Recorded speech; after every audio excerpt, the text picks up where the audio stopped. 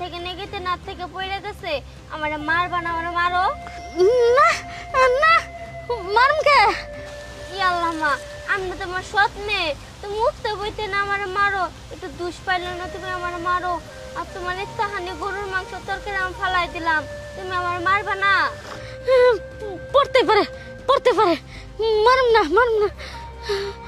যাই মা যাই হোক চল আমরা বাড়িতে যাই আহো মা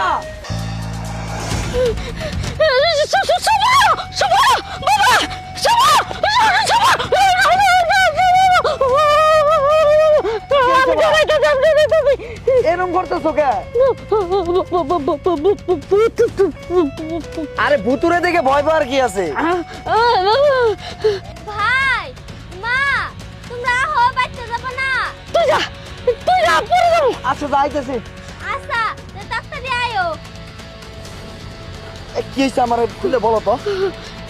জানিস বাবা বুতু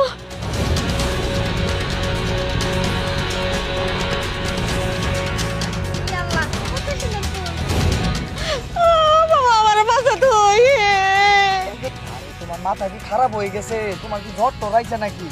আর তুমি এগুলো কি বলতেছো? এগুলো কিছুই না, তুমি স্বপ্নে দেখছো হয়তো। ইয়াল্লা না বাবা আমি সত্যি কইতাছি আমি নদীর কাছে যাইতাছি বুতু না নদীর কাছে খাড়া হয়েছিল নদীর মধ্যে ওই যে পানা ফুল এত বড় হাত লম্বা করে বুতু ছিঁড়ে নিয়ে আইছে আমি তো দেখে অজ্ঞান হয়ে গেছিলাম ওর ডরে বাবা আমার তুই বাসা আসলে সব দোষী তোমার। তুমি যে কারণে অকারণে সবসময় যে তার উপরে যে নির্যাতনটা করো, যদি ওর ভিতরে এই আধ্যাত্মিক শক্তিটা আয় পড়ে তাইলে তো তোমার তুটি ধরে ঢিল মারবো। আচ্ছা তুমি এত চিন্তা করো না, তুমি বাড়িতে যায় ভুতুর হাত পা ধরে মাপ চাও, আমি কাজগুলো সাইডে আইতাছি। যাও যাও যাও যাও। আচ্ছা বাবা তুই তাড়াতাড়ি আসিস আচ্ছা যাও।